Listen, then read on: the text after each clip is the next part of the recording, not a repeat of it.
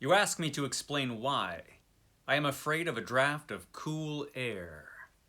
Why I shiver more than others upon entering a cold room, and seem nauseated and repelled when the chill of evening creeps through the heat of a mild autumn day. There are those who say I respond to cold as others do to a bad odor, and I am the last to deny the impression. What I will do is to relate the most horrible circumstance I ever encountered, and leave it to you to judge whether or not this forms a suitable explanation for my peculiarity. It is a mistake to fancy that horror is associated inextricably with darkness, silence, and solitude. I found it in the glare of mid-afternoon, in the clangor of a metropolis, and in the teeming midst of a shabby and commonplace rooming house, with a prosaic landlady and two stalwart men by my side. That, my friends, is from the terrifying story Cool Air by H.P. Lovecraft. Yes, Cool Air. A terrifying story written by H.P. Lovecraft. Cool Air. Something we could probably use a little bit more of nowadays. It's been pretty hot lately, pretty much almost everywhere. So yeah, Cool Air. And of course I lost my place in the book, so let me find Cool Air once again. Where did I put you, Cool Air? In the vault. That story sucked. Here we go, Cool Air. Let me read you what S.T. Joshi has to say. H.P. Lovecraft scholar S.T. Joshi. Let's see what he has to say about Cool Air. Written probably in February 1926, Cool Air is a crisply written. I saw what you did there, S.T. Cool Air is a crisply written, supernatural tale that effectively evokes the clangor and modernity of the metropolis. The story appears to be clearly derived from Poe's The Facts in the Case of M. Valdemar, but Lovecraft notes in a letter that its chief influence was Arthur Machen's novel of the White Powder. I could see that. A segment of the episodic novel The Three Impostors, 1895. You should read that book. It's awful good. The setting of the tale is a brownstone at 317 North 14th Street, Manhattan, which Lovecraft's friend George Kirk briefly... George Kirk! H.P. Lovecraft knew Captain Kirk's dad. So you learn all kinds of interesting things when you read these notes by Joshi. Anyway, which Lovecraft's friend George Kirk briefly used as a bookstore and residence. Weird Tales rejected this story, and it appeared in the poorly paying Tales of Magic and Mystery for March 1928. Okay, let's talk about that for a minute. It's surprising to me that Weird Tales rejected this story because it's a good little story. Cool Air is just a short little straight up horror story. It's not a mythos story. It's not a dream story. It's just a straight up little horror story. And it's a really effective one, I think. And it's been anthologized over and over and over again since it was written. So it's a little hard to understand why Weird Tales rejected it. Maybe it was the landlady. There is the prosaic landlady that is mentioned in the part that I read has the most awful accent you've ever read. It's just really ridiculous. I think H.P. Lovecraft might have been a wee bit xenophobic, maybe a little. So this story. Now the narrator of this story has moved into this brownstone in New York City. And while he's in his room there, and excuse the incredibly loud snoring dogs. I don't know if you can hear my snoring dogs, but they're snoring. Anyway, while he's in his room, in the boarding house. There's a stain that appears on his ceiling, and it starts widening and it starts dripping this ammonia stuff, and it's really gross.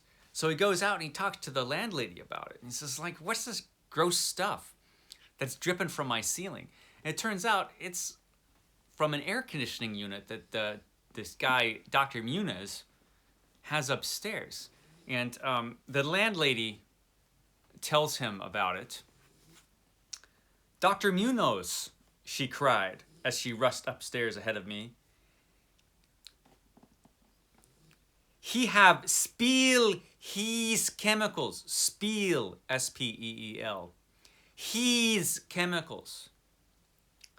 He is too sick, that's sick, S-E-E-K, for doctor himself. Doctor, literally spelled D-O-C-T-A-I-R. Doctor. He is too sick for doctor himself. Seeker and seeker all the time, but he will not have no other for help. He is very queer in his sickness. All day he take funny smelling baths, and he cannot get excite or warm. All his own housework he do. His little room is full of bottles and machines, and he do not work as doctor. But he was great once. My father in Barcelona have hear of him. And only just now he fix a arm of the plumber that get hurt of sudden.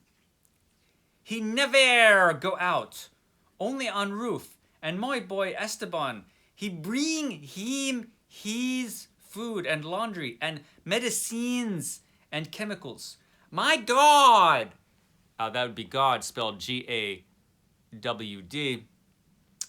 The sal ammoniac that man used for keep himself cool.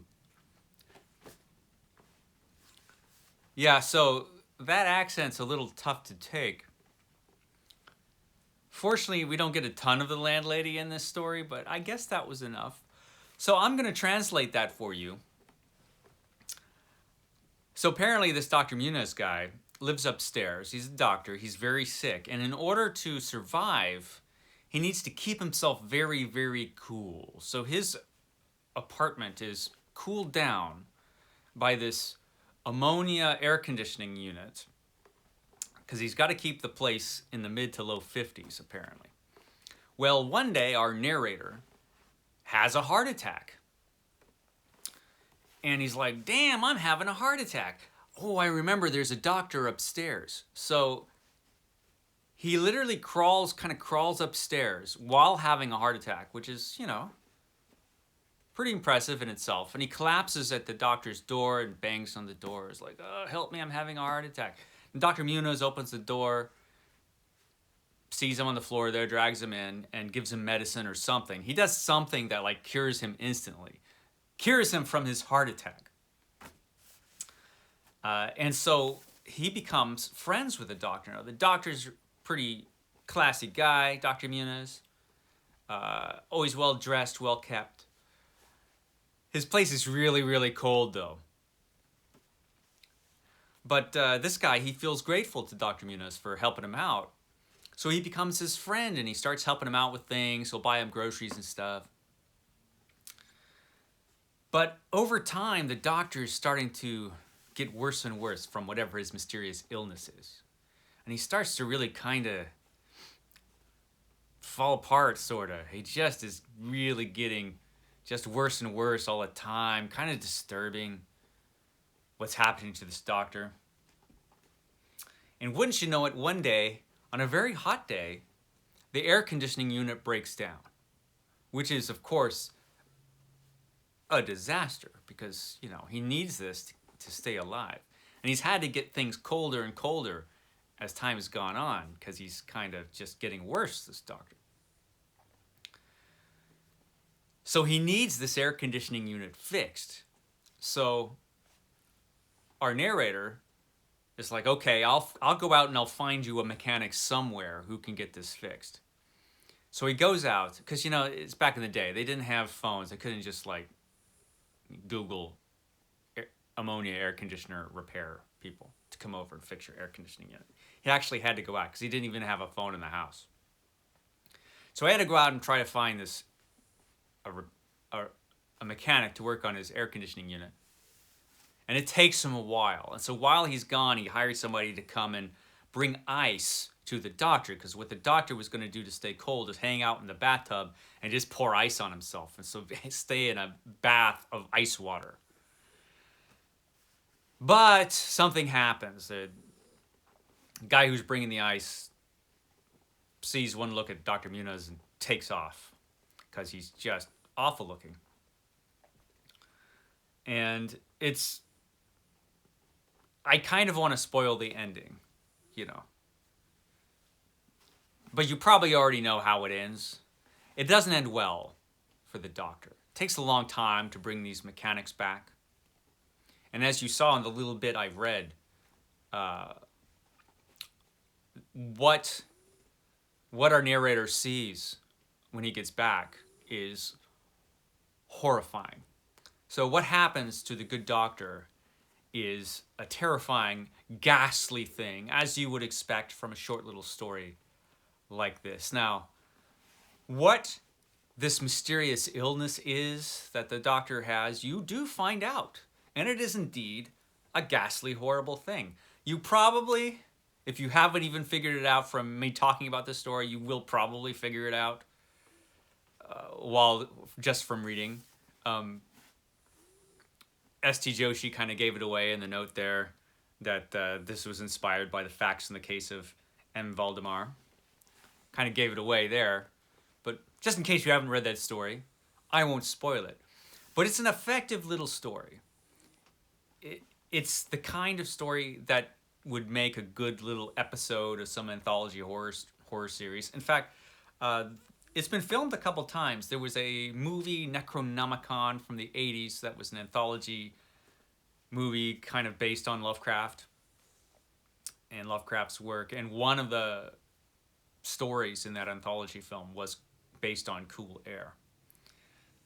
Because it's just perfect. It's a perfect little story. It's the perfect kind of story to adapt into a comic book story for an anthology comic or something.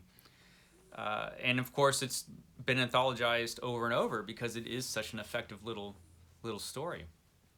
So I certainly recommend it. It's not Lovecraft's best, but it's an awful good one. And he kind of liked it, I think. Lovecraft was kind of fond of it, I think. Again, it's a surprise that Weird Tales didn't take it, because it really does seem like their kind of thing. Weird. So just a weird little thing there for this little story, Cool Air. I suggest you check it out. If you've got a Lovecraft anthology or a collection, it's probably in there. And you can get it for free if you've got one of the little e-readers, because it's, you know, in the public domain like pretty much all of his stuff is. So yeah, fun little story, Cool Air. That was your Mythos Monday for today. I will have another one up hopefully next week. Hopefully my next week isn't as packed and busy as my last couple of weeks have been. And be sure to catch me tomorrow when I have a thrilling tag video up where you could find out just how much like Jane Austen I really am. I know, you look at me and think, hey, he's exactly like Jane Austen. Pretty much. So, I will catch you here tomorrow. Thank you for joining me once again here at Stately Vaughan Manor.